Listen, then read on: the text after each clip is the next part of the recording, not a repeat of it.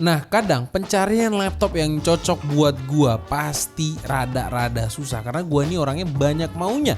Gua pengen laptop dengan layar OLED, performa kenceng, gaming atau kerja lancar, tapi gua pengen yang ringkas juga biar enak diajak jalan-jalan atau bawa berpergian laptopnya. Sampai akhirnya kita tuh kedatangan HP Pavilion Plus 14EY0014AU yang di depan gua sekarang. Laptop yang menurut gua istimewa dan menurut gua ini laptop kenceng dan tipis di kelasnya.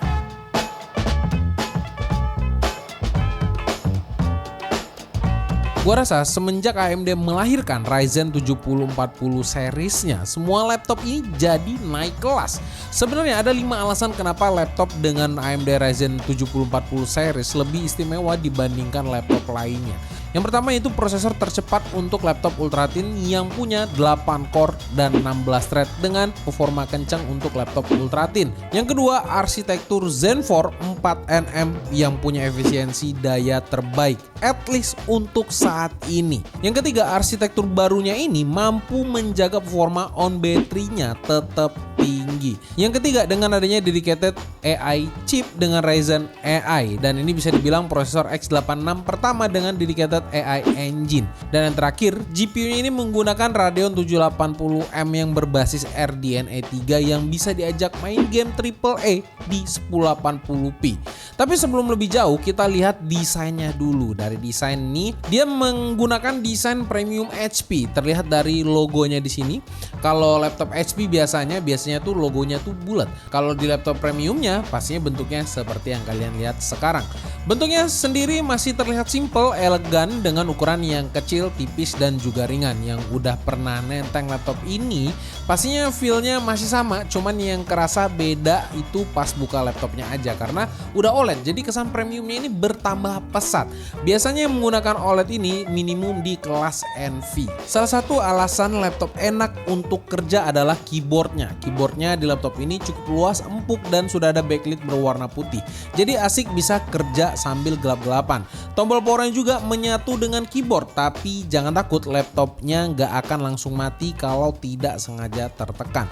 Untuk touchpadnya terasa luas, licin, nyaman banget pokoknya, dan pinggirannya ini dikasih list chrome, bikin touchpadnya ini kelihatan lebih mewah lagi. Lanjut ke urusan connectivity. Untuk urusan konektivitasnya nggak perlu ditakutin juga karena semuanya tuh udah komplit di sini. Punya 2 USB Type A dengan kecepatan 10 Gbps dan 5 Gbps, 1 HDMI 2.1 combo audio jack, dan yang paling istimewa adalah 2 USB Type C 10 Gbps yang support USB Power Delivery, DisplayPort 1.4, dan port ini bisa digunakan untuk charge device kalian walaupun dalam keadaan sleep. Jadi sebenarnya dengan 2 USB Type C ini kalian bisa melakukan hampir semua hal dengan laptop ini.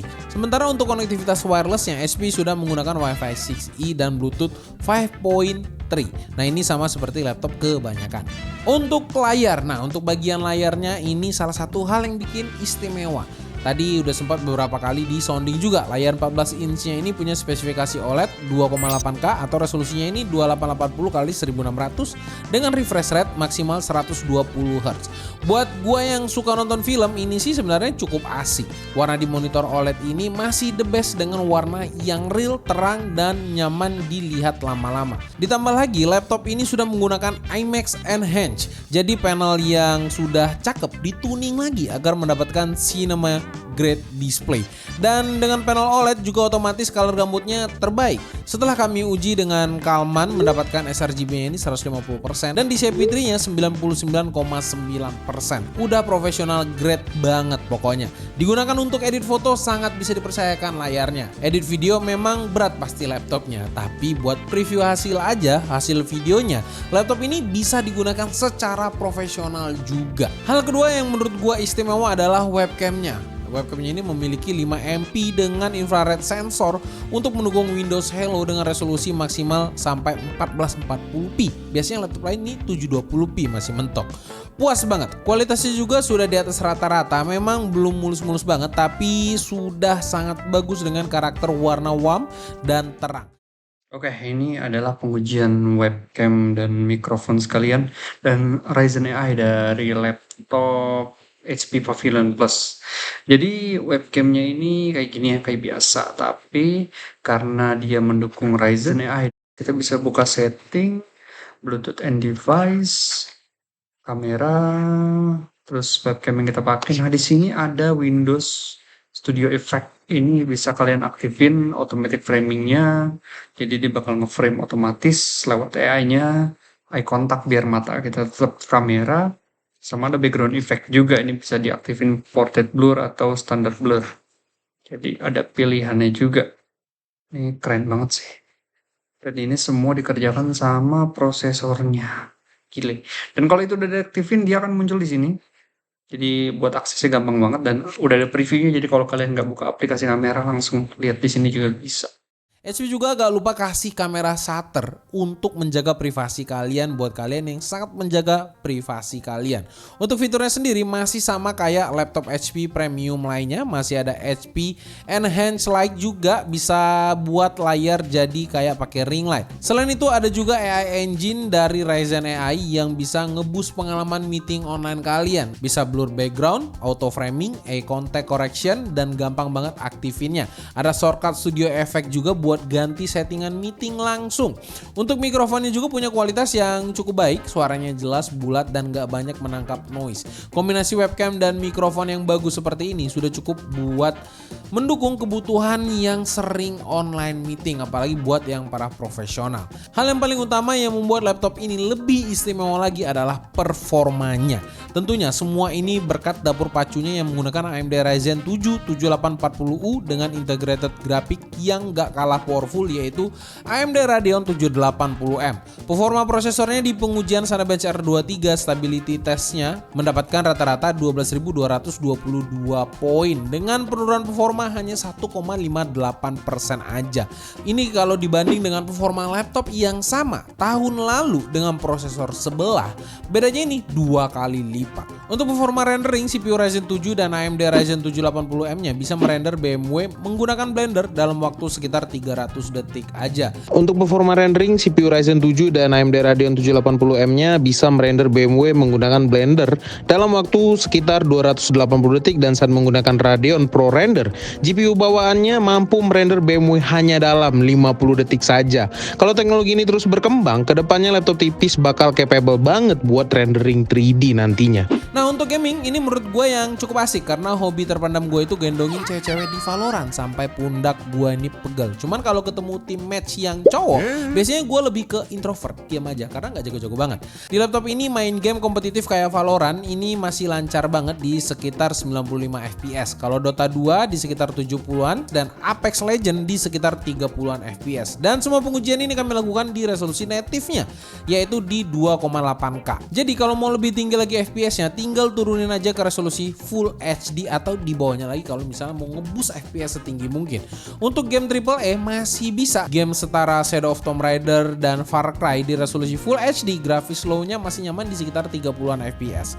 Performa kayak gini, gua sih berani bilang laptop ini adalah laptop ultra thin non-dedicated GPU all around terkencang yang pernah gua review. Dan bisa dibilang ini nggak ada lawan untuk saat ini at least. Anyway, laptop ini menggunakan NVMe SSD PCIe Gen 4 1TB dari Western Digital dengan kecepatan sampai 6.600 MB per second.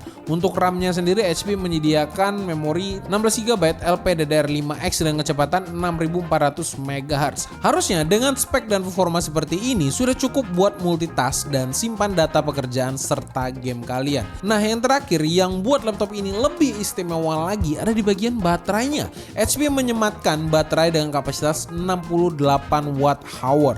Setelah kami uji dengan PC Mark 10 Modern Office Battery Test, laptop ini bisa bertahan sampai 12 jam 2 menit.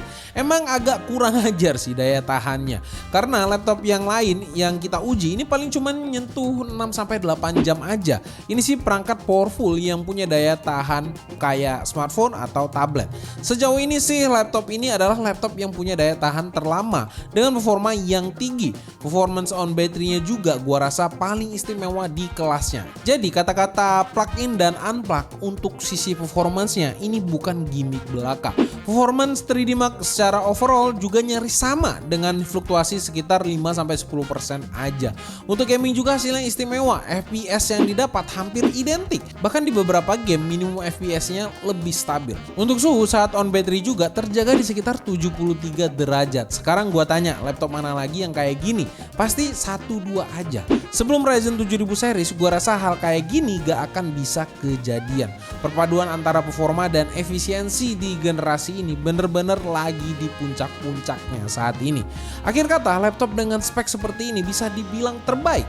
Udah OLED, bobotnya ringan, performanya kencang, baterainya awet parah, webcamnya juga terbaik. Bonusnya lagi, AI engine yang dinamakan Ryzen AI. Terutama di kebutuhan gue yang bukan cuman buat laptop kerja doang dengan segala fitur komplit, tapi juga punya performa gaming yang setidaknya mendapatkan FPS yang nyaman kalau memang lagi pengen ngegame. Tentunya balik-balik semua ini berkat CPU dan GPU-nya, berkat Ryzen 7040 series yang bisa push performa dan efisiensi sampai mentok kanan. Dan pastinya fungsi dari Ryzen AI ini akan terus berkembang dan akan semakin canggih lagi ke depannya. Dengan semua kelebihan dan kekurangannya, kalian bisa mendapatkan laptop ini dengan harga 16.499.000 aja. Kemahalan? Tentu saja jika diperuntukkan untuk orang yang pakai laptop cuman browsing aja. Tapi kalau buat kerja dan bisa gaming, ini sangatlah worth it. Kelemahannya apa yang bisa gue sampaikan? Mungkin belum touchscreen aja. Tapi kalau ini touchscreen, apa kabar HP Envy nantinya? Apakah akan dihilangkan ininya? Kan nggak mungkin juga. Kalianlah mungkin bisa debat untuk kekurangan dan kelebihannya di kolom komentar. Sekian dulu gua Rodi. Bye bye guys.